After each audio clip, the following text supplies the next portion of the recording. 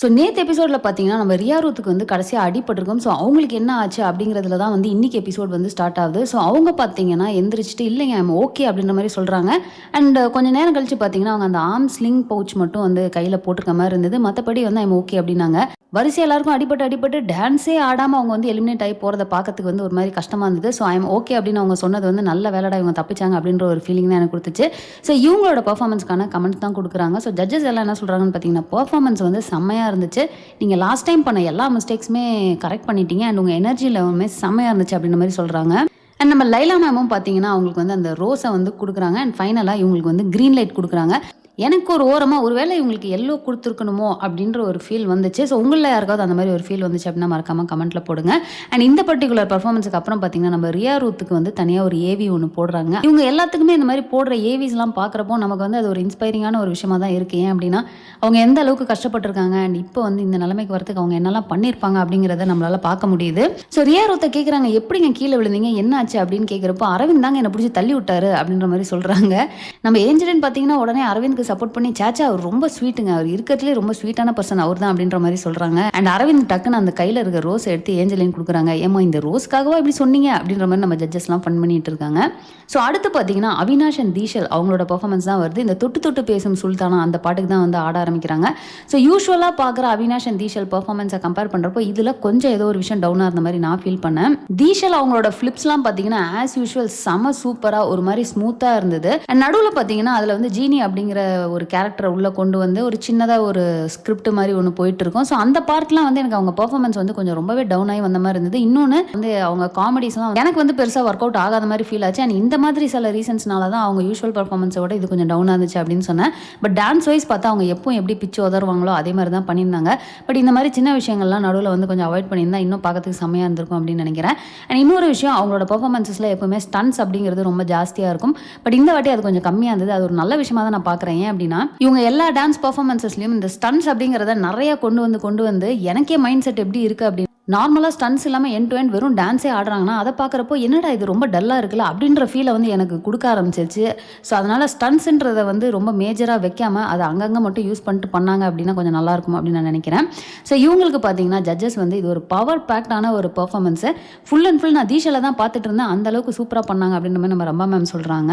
And ஜீனி வந்து super அப்படின்ற மாதிரி அவங்க சொல்கிறாங்க. அவங்களுக்கு வந்து க்ரீன் லைட்டையும் கொடுத்தாங்க. க்ரீன் லைட் கொடுத்த வரைக்கும் எனக்கு ஓகே தாங்க. ஆனால் இவங்களுக்கு ராக்கி பாயை கொடுத்தாங்க. அந்த இடத்துல தான் என்னால் ஒத்துக்கவே முடியல. ஏன்டா ராக்கி பாய் கொடுக்குற அளவுக்கு இருந்துச்சு அப்படின்னு. ஏன்னா இதுக்கு முன்னாடி பார்த்தீங்கன்னா ராணிகுமாரி அண்ட் அபினவ் கொடுத்துருப்பாங்க. அவங்க உண்மையிலே ராக்கி பாய் வாங்குறதுக்கான ஒரு ஒர்த்தான ஒரு பர்ஃபார்மன்ஸ் தான் கொடுத்துருந்தாங்க. பட் அதுவும் இதுவுமா அப்படின்ற அளவுக்கு நான் யோசித்தேன். ஷோவோட எண்டில் ஒரு முக்கியமான ஒரு விஷயம் நடந்தது, இதை விட ஷாக்கிங். அது என்ன அப்படிங்கிறத வீடியோ எண்டில் நான் சொல்கிறேங்க.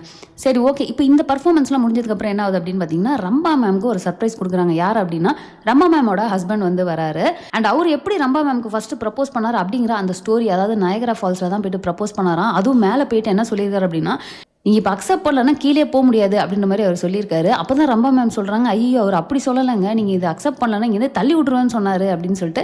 ஸோ ஓவரால் பார்த்தீங்கன்னா அவங்க வந்து ஒரு க்யூட்டான கப்பிள் அப்படின்னு நம்ம சொல்லலாம். ஸோ அடுத்த பர்ஃபார்மன்ஸ் பார்த்தீங்கன்னா அருணிமா அண்ட் குருநாத் வந்து பெர்ஃபார்ம் பண்ணுறாங்க. என்னுயிரே. ஸோ அந்த பாட்டுக்கு தான் வந்து ஆடுறாங்க. ஒரு கையில் ஒரு ஹேண்ட் ஸ்டாண்ட் பண்ணிட்டு அப்படி ஒரு ஹோல்ட் பண்ணி அப்புறம் ரோல் பண்ணுவார். அது பார்க்கறதுக்கு செம்மையாக இருந்தது. அண்ட் இன்னொரு இடத்துல பார்த்தீங்கன்னா இவர் வேவ் பண்ணிக்கிட்டு இருக்கப்போ கரெக்டாக அருணிமா வந்து கீழே அப்படியே ஒரு மாதிரி ஃப்ளோர் அப்படி ஸ்வீப் பண்ணுற மாதிரி அப்படி ஒரு ஸ்டெப் இருக்கும். அதுவுமே சூப்பராக இருந்தது. அண்ட் இன்னொரு இடத்துல பார்த்தீங்கன்னா டான்ஸரோட கையை பிடிச்சிட்டு ஒரு வேவ் பண்ணுவார். அது ரொம்ப ஹை வேவ் மாதிரி இருந்தது. ஸோ ஓவரால் இந்த மாதிரி விஷயங்கள்லாம் இவங்க பர்ஃபார்மன்ஸில் ரொம்பவே புதுசாக இருந்தது.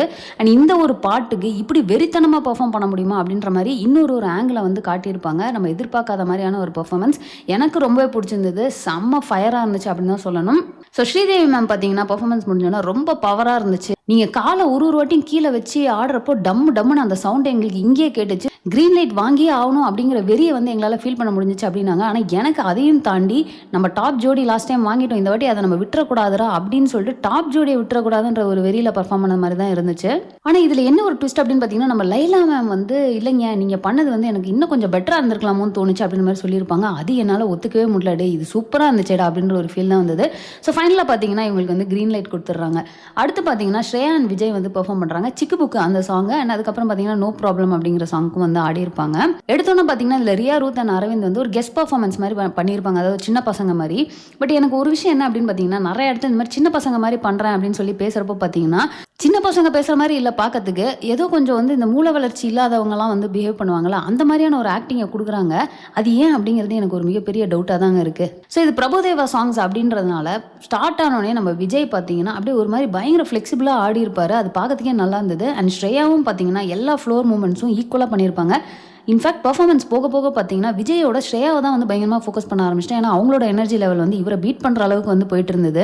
எஸ்பெஷலி இவங்களோட ஒரு ஃப்ளோர் மூமெண்ட் பார்த்தீங்கன்னு வச்சுக்கோங்களேன், அவங்க அப்படியே ஆங்கிளில் ஹோல்ட் பண்ணிட்டு அப்படியே வேவ் பண்ணுற மாதிரி இருக்கும். அது 2 பேருமே செம்மையாக பண்ணியிருப்பாங்க. ஸோ இவங்க பர்ஃபார்மன்ஸ் முடிஞ்சதுக்கப்புறம் நம்ம ஸ்ரீதேவி மேம் வந்து அரவிந்தை பார்த்துட்டு, நீ உன்னோட பர்ஃபார்மன்ஸில் பண்ணதை விட இங்கே தான் நீங்கள் ரொம்ப சூப்பராக பண்ணியிருக்கீங்க அப்படின்ற மாதிரி சொல்லுவாங்க. அண்ட் இவங்களுக்கு பார்த்தீங்கன்னா ஃபைனலாக க்ரீன் லைட் கொடுத்துட்றாங்க. ஸோ அடுத்து பார்த்தீங்கன்னா காவ்யா அண்ட் பாஸ்கர் வந்து பெர்ஃபார்ம் பண்ணுறாங்க. அரபிக் கடலோரம், அழகிய லைலா, உப்பு கருவாடு அப்படின்னு சொல்லிட்டு 3 பாட்டுக்கும் சேர்த்து வந்து பெர்ஃபார்ம் பண்ணுறாங்க. அண்ட் காவ்யா பார்த்தீங்கன்னா இதில் நடுவில் வந்து டக்குன்னு ட்ரெஸ் சேஞ்ச் பண்ணுவாங்க தெரியுமா, நம்ம நிறைய மேஜிக் ஷோஸ்லாம் பார்த்துருப்போம். ஸோ அந்த மாதிரியான ஒரு விஷயத்தை இதில் வச்சிருப்பாங்க. அது வந்து ஓரளவுக்கு நல்லா கேட்சியாக நல்லா இருந்தது பார்க்கறதுக்கு. பட் அவங்க ஸ்டார்டிங்லேருந்து ஆடுறப்போ எனக்கு என்னமோ அவங்க எனர்ஜி லோவாகவே இருந்த மாதிரி ஒரு ஃபீலிங். அண்ட் ஒரு நல்ல விஷயம் என்னன்னு பார்த்தீங்கன்னா, இந்த ஒரு பர்ஃபார்மன்ஸுக்கு தான் எனக்கு தோன்றது அப்படியே ஜட்ஜஸ் சொன்னாங்க. ஸ்ரீதேவி மேமும் சொல்லியிருப்பாங்க, ரொம்ப எனர்ஜி லோவாக இருந்த மாதிரி இருந்துச்சு, நீங்கள் இன்னும் நல்லா பெட்டராக பண்ணியிருக்கலாமா அப்படின்னு தோணுச்சு அப்படின்னு சொல்லிட்டு அவங்களுக்கு வந்து எல்லோ லைட் கொடுக்குறாங்க. அண்ட் கடைசியாக பார்த்தீங்கன்னா அனன்யா அண்ட் கௌரி சங்கர் வந்து பெர்ஃபார்ம் பண்ணுறாங்க. அவங்க வந்து ஒரு கிளாசிக்கல் பர்ஃபார்மன்ஸ் தான் பண்ணுறாங்கன்றப்போ, சரி அனன்யானா அவங்களோட ஸ்ட்ரென்த்தே கிளாசிக்கல் தானே, அவங்க செமையாக பிச்சு உதற போகிறாங்க அப்படின்னு நான் நினச்சி பார்த்துட்டு இருந்தேன். ஆனால் அதில் ஏதோ மிஸ் ஆச்சு. அவங்களோட எக்ஸ்பிரஷன்ஸாக இருக்கட்டும், எனர்ஜி லெவல்னு சொல்லிட்டு எல்லாமே டிஃப்ரெண்ட்டாக இருந்தது.